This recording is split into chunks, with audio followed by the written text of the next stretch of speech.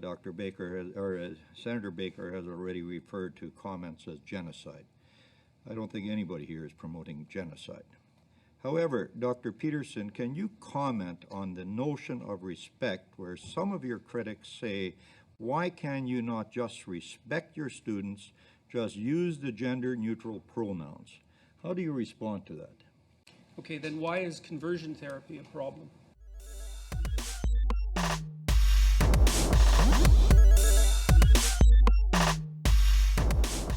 Hey, how's it going? It's Tyler with The Open Debate. This is just going to be a quick video to showcase Jordan Peterson's hearing with the Canadian Senate on Bill C-16.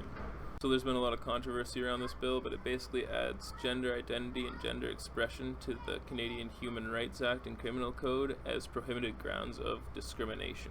It seems like a good idea, but the only problem is that gender identity and gender expression have never been properly defined. I feel Jordan Peterson does a great job explaining his case. I feel he displays the exact type of leadership that we should be aspiring to have lead our country.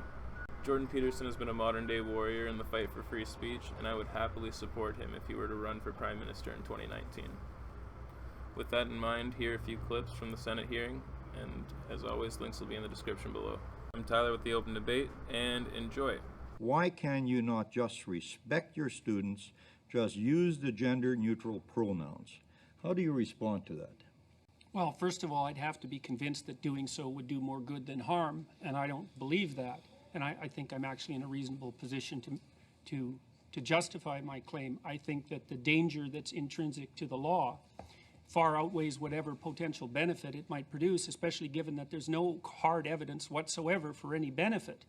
I would also like to point out that the people who are promoting this legislation claim to be acting on the behalf, say, of the transgender community, but they weren't not elected nor appointed to act as such representatives and are doing it on their own say-so. I've received many letters, at least 30 now, from transgendered individuals indicating that they are not in accordance with the claims of these so-called representatives to be representing, or with the intent of the legislation, which has actually made them more visible rather than less visible, and the less visible is what they had preferred.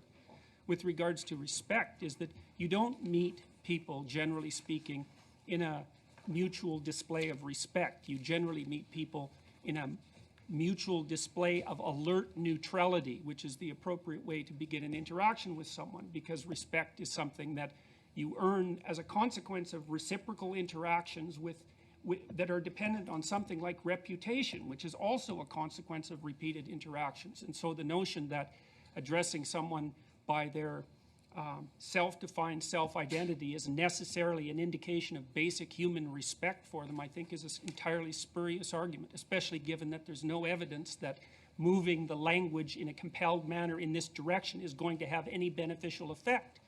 We're supposed to assume that just because hypothetically the intent is positive, that the outcome will be positive. And any social scientist worth his or her salt knows perfectly well that that's rarely the case. So just to add two things. With regards to the chill, it's already the case, and I've seen this among my own students when they're teaching personality, which is what I teach, which also involves assessment of gender differences between men and women, that the proclivity now is for the advanced PhD students to avoid any such discussions in their classrooms, because the potential cost of transgressing against an unknown norm, let's say, is so high that it's just easier to teach other things.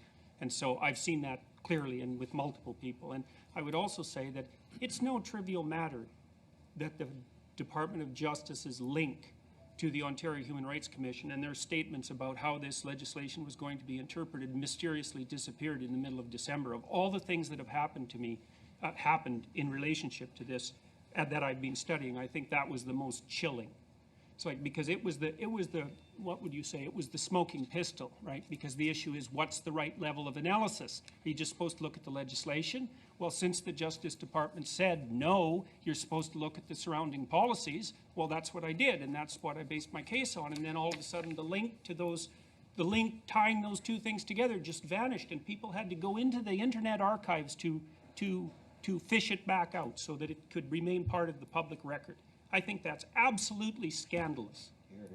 He felt that it was helpful if he would, I should say, put his grain of salt in the public debate by establishing what he thinks is you know, how to define transgender identity and establish some parameters. Okay, so let's assume that it is changing and contextual. Yeah.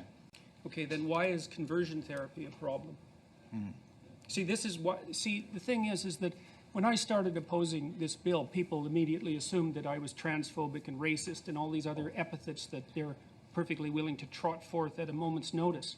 But you know, there's been a tremendous attempt to make conversion therapy for people who are gay illegal, right? And the proposition is predicated on the idea that the identity, the sexual preference identity, is not changing nor contextual.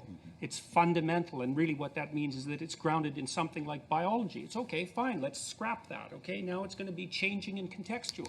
Okay, then why can't it be changed with context?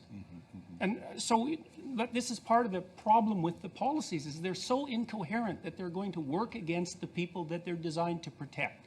Now, people have a hard time believing I care about that, but you know, the fact that I've been called things doesn't mean that that's what I am. So, you know, a lot of people who have, let's call it a non-standard identity, the tightest argument they have for public acceptance of that identity is that it's powerfully constrained by biological processes that are beyond their voluntary control. So instantiate this view of humanity, the social constructionist view of humanity, and you can wave those claims goodbye, because they're completely, they are at complete odds with the social constructionist viewpoint. And I think that's a big mistake. And I really do believe that that will backfire hard against the people who this legislation is designed to protect. If it's mutable, changeable, only subjective and transformable on a whim, then why should anyone have any respect for it?